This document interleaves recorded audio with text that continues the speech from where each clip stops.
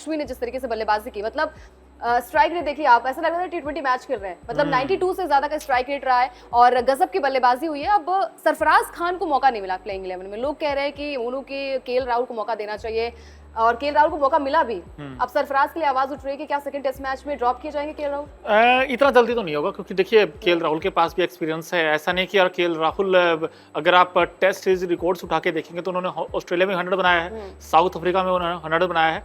But सवाल ये है कि आप आज फंस गए थे, आज आप फंस गए थे। जब इंडियन कंडीशंस की बात आती है तो शायद केएल राहुल को बल्ला खामोश नजर आया। और अगर रिकॉर्ड्स अभी हाल फिलहाल के उठाकर देखिए एक साल के, तो केएल राहुल उस तरीके से इंटेंट नजर नहीं आया मेरे हिसाब से। सरफराज खान की बात की जाए तो डोमेस्टिक में भी अच्छा किया था और जब इंग्लैंड के खिलाफ डेब्यू किया था वहां पर भी शतकीय पारी खेली थी। तो मेरे हिसाब से सरफराज खान को मौका देना चाहिए, क्योंकि आपको पता है कि आपके टॉप ऑर्डर नहीं चल पा रहे, यानी कि जब 4 विकेट गिर जाते हैं तो आपके हाथ पांव फूल जाते नहीं। बट सवाल ये भी तो ना, आपने जैसे पूछा सरफराज खान का, अगर सरफराज खान टीम में आते और वो भी अगर आउट हो जाते, फिर भाई एक ही नहीं खेली ना केएल राहुल ने। आप इसे एक इनिंग के बिहाफ पे तो बात अलग है, मतलब तो आप एक इनिंग के बिहाफ पे तो नहीं कह सकते ना कि सरफराज होने चाहिए। तो बुरा फेस चल ही रहा है ना, मतलब केएल राहुल को कितने मौके दिए जा रहे हैं। यार राहुल देखो, आई थिंक थोड़ा सा मौके का फायदा भी नहीं उठा पा रहे हैं। और दलीप ट्रॉफी में भी हमने देखा है कि बहुत स्लो पारी, अब चलिए टेस्ट मैच है तो आप स्लो पारी खेलेंगे और आपको पता भी है कि डे 1 कैसे खत्म करना है, आपको टिके रहना पड़ेगा। टेस्ट मैच तो पेशेंस का ही गेम होता है, लेकिन उसके बावजूद भी केएल राहुल को बल्ला नहीं चल रहा है। तो कहीं ना कहीं ये भी कहा गया था कि युवाओं को मौका दिया जाएगा। और सरफराज खान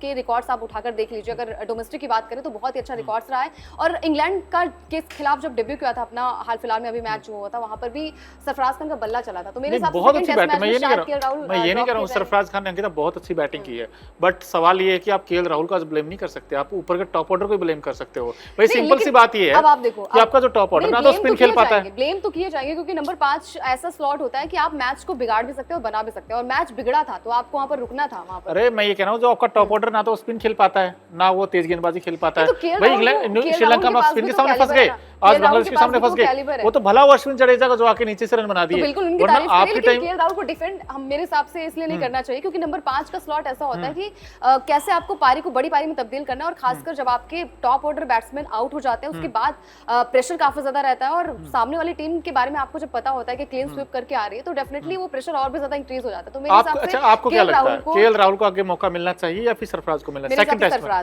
सरफराज को मौका मिलना चाहिए। सरफराज ने राज किया है, इंग्लैंड के खिलाफ भी अच्छी बल्लेबाजी की थी और सरफराज का इंटेंट बहुत अलग है। अगर वो मैच खेलते हैं तो टिक कर बल्लेबाजी करते हैं, उन्हें पता भी होता है कि जहां पर आपका मैच खराब चला जा रहा है, यानी कि स्कोर नहीं बन पा रहा है, वो तेज बल्लेबाजी नहीं करते, मतलब ये टुक बल्लेबाजी नहीं करते। मतलब ये सरफराज धोखा नहीं देगा, है ना? ऐसा ना, सरफराज नहीं देगा, मतलब सरफराज को मौका दीजिए, युवाओं को मौका दीजिए। जब आपको पता है कि केएल राहुल का जो दौर है वो खासकर 2 साल से मुझे लगता है थोड़ा डिप, क्या बहुत ज्यादा डिप हुआ है। चाहे वनडे उठाकर देख लीजिए, T20 में तो आई थिंक एक अरसा हो गया है उन्हें खेलते हुए।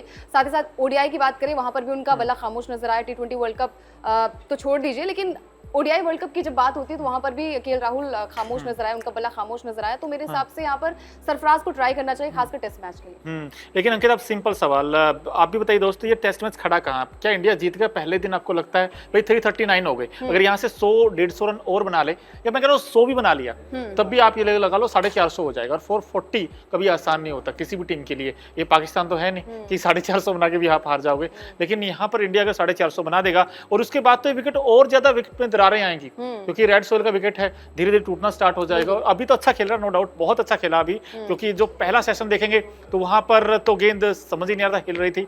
सेकंड सेशन में थोड़ा सा और आसान हो गया, और तीसरे सेशन में तो बिल्कुल ही आसान हो गया और गेंद बल्ले बड़ी आसानी के साथ आ रहा था। लेकिन अब चौथा, इनफैक्ट दूसरा दिन जो होगा, वहां पर तो फिर से नया फ्रेश डे होगा, और हो सकता है कि पहला सेशन कल के दिन का सबसे इंपॉर्टेंट होगा, क्योंकि ये जो सेशन है ये इस मैच का डिसाइडिंग फैक्टर होने वाला है, क्योंकि दशा और दिशा बता देगा मैच किस तरफ जाएगा। अगर इंडिया आते ही कोलैप्स हो गया तो कहीं ना कहीं माइनर रहेगा चांसेस बांग्लादेश का, लेकिन अगर इन्होंने 100 रन और जोड़ दिए, बांग्लादेश फंस गया।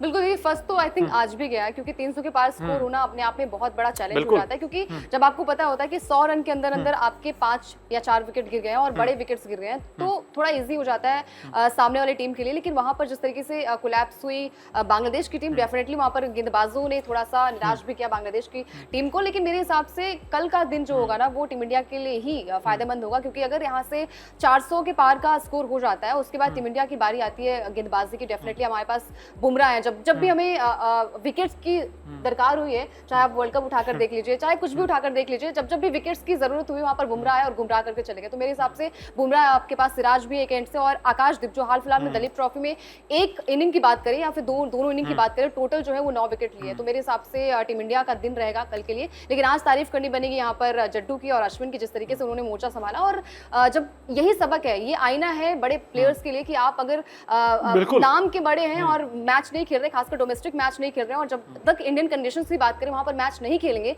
तब तक आपकी प्रैक्टिस कैसे होगी? आपको लग रहा होगा कि अरे यार विराट है, रोहित है, तो ये आएंगे और शतक पे शतक लगाएंगे। लेकिन मेरे हिसाब से ये ओवर कॉन्फिडेंस होगा। आपको खासकर टेस्ट मैच की बात करें तो आपको ज्यादा से ज्यादा मैचेस खेलने चाहिए, खासकर डोमेस्टिक मैच खेलने चाहिए। और वहां पर नाम ना होना, शायद बड़े प्लेयर है, शायद इसलिए नहीं हो रहा होगा, या फिर जो भी चीजें, लेकिन निराश किया यहाँ पर, बड़े प्लेयर्स ने निराश किया। और आज का दिन तो जड्डू और मेरे हिसाब से अश्विन के नाम ही रहने वाला है। अपना एक शो आता है लाख टके की बात, और अंकिता ने बड़ी अच्छी बात कहा कि भाई जब तक आप मैच प्रैक्टिस नहीं करेंगे तब तक कैसे सीखेंगे।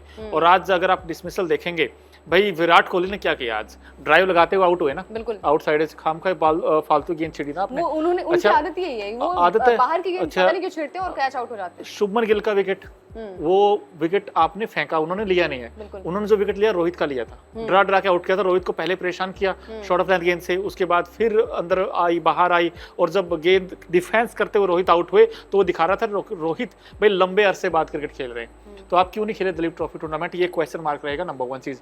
नंबर 2 चीज ये है कि अगर आपसे पूछा जाए अश्विन, जडेजा और जायसवाल, किसकी बैटिंग अच्छी लगी आपको? अश्विन का तो आपको उसने दिल जीता है। नो डाउट, आई थिंक आज की बैटिंग जो है वो हमारे ऑलराउंडर्स और हमारे गेंदबाजों के नाम रहे। ऋषभ पंत को कैसे देखते हो? After very long time comeback हुआ है। मेरे हिसाब से ऋषभ पंत और जायसवाल ने मोर्चा संभाला है। थोड़ा हम कहते हैं 73 रन की जो साझेदारी हुई, 92 रन की जो अच्छी साझेदारी हुई है, वो कोलैप्स होने से बचाया। तो मेरे हिसाब से ऋषभ पंत ने निराश तो किया है। उम्मीद यही थी कि पंत आएंगे 2 साल बाद और अच्छा कमबैक करेंगे, लेकिन कोई बात नहीं, पारी को संभाला। और 39 रन जो होते हैं, छोटे छोटे रन ही आपके बड़े रन तब्दील करते। तो मेरे हिसाब से पंत ने अच्छी खेली।